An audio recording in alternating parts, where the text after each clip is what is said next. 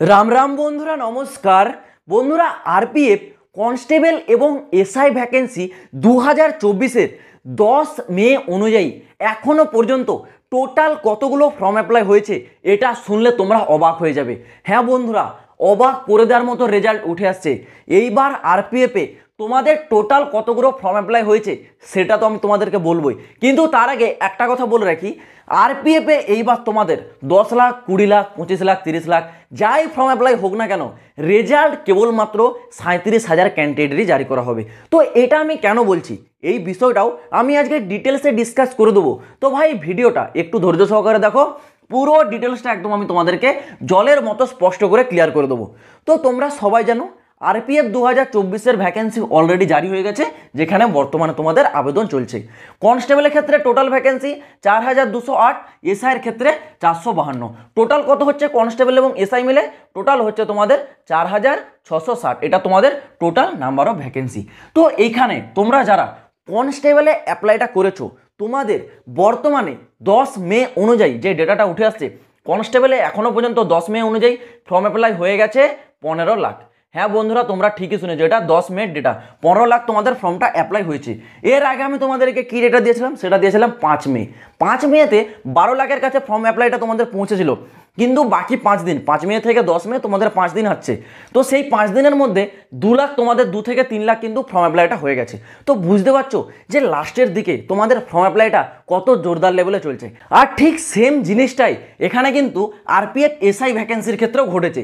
এসআইতে আমি তোমাদেরকে 5 মের যে ডেটাটা দিয়েছিলাম সেই অনুসারে তোমাদেরকে আমি বলেছিলাম 5 মের মধ্যে তোমাদের এসআইতে ফর্ম অ্যাপ্লাইটা হয়েছিল কত? মাত্র 2 লাখ। আর এখন 10 মে মানে এই 5 দিনের মধ্যে এই 2 লাখটা পৌঁছে গেছে 2,50,000, মানে 2.5 লাখ তোমাদের ফর্ম অ্যাপ্লাইটা হয়ে গেছে। তো তোমরা বুঝতে পারছো লাস্টের দিকে তোমাদের ফর্ম অ্যাপ্লাইটা কীভাবে বেড়ে চলছে। আর এই লাস্টের দিকেই ম্যাক্সিমাম ক্যান্ডিডেটরা অ্যাপ্লাই করে, কারণ অনেক ক্যান্ডিডেটের এই মনোভাবটা থাকে যে লাস্ট ডেট এখন অনেক দেরি আছে, এখন ফর্ম অ্যাপ্লাই করার কোনো দরকার নেই, লাস্টের দিকে যাব। আর এই ভ্যাকেন্সিটা কিন্তু এসএসসির ক্ষেত্রে যেরকমটা হয় সেরকম কিন্তু হবে না।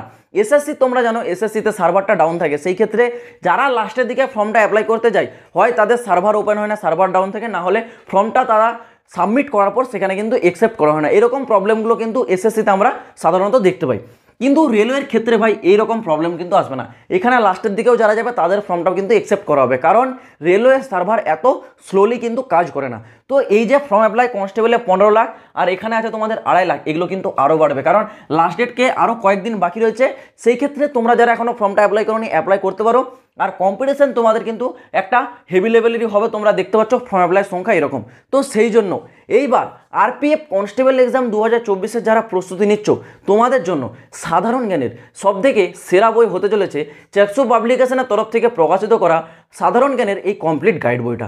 এটি একটি কমপ্লিট গাইড বই। এই বইটিতে তোমাদের জন্য একদম বেসিক লেভেল থেকে টপ লেভেল পর্যন্ত প্রতিটি এমসিকিউ টাইপের কোশ্চেন এবং তার অ্যান্সার দেওয়া থাকবে। এর সাথেই চ্যাকসু পাবলিকেশনের তরফ থেকে প্রকাশিত করা আরপিএফ কনস্টেবলের গাইড বই ও প্র্যাকটিস সেট পাওয়া যায়।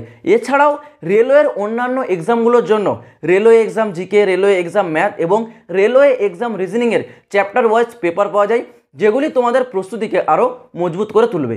তোমরা যদি এই বইগুলি কিনতে চাও, আমি ডেসক্রিপশনে লিঙ্ক দিয়ে রাখছি, চাইলে তোমরা কি একবার চেক আউট করে নিতে পারো। তো ভাই এবার দেখো, আমি তোমাদেরকে প্রথমেই যেই কথাটা বললাম যে তোমাদের ফর্ম অ্যাপ্লাই যাই হোক না কেন, কেবলমাত্র তোমাদের রেজাল্ট 37,000 ক্যান্ডিডেট জারি করা হবে। তো এটা আমি কেন বললাম, কারণ ভাই বর্তমানে তোমাদের ভ্যাকেন্সি কী আছে? 4,660। ভবিষ্যতে বাড়বে কি বাড়বে না সেটা পরের কথা, কিন্তু বর্তমানে যে ভ্যাকেন্সি আছে আমি সেটা নিয়ে বলছি। দেখো 4,660 তোমাদের ভ্যাকেন্সি আছে। আর তোমরা জানো ম্যাক্সিমাম রিক্রুটমেন্টগুলোর ক্ষেত্রে এটাই হয়, ভ্যাকেন্সি যা থাকে তার 8 গুণ ক্যান্ডিডেট কিন্তু রেজাল্ট জারি করে। তো এখানে 4,660 এরকে তোমরা 8 দিয়ে গুণ করলে স্পষ্ট তোমরা দেখতে পাবে তোমাদের এখানে কিন্তু হয়ে যাচ্ছে 37,280, এরকম একটা কিন্তু হয়ে যাচ্ছে 37,280 মতো, এরকম একটা অ্যাপ্রক্স আসছে।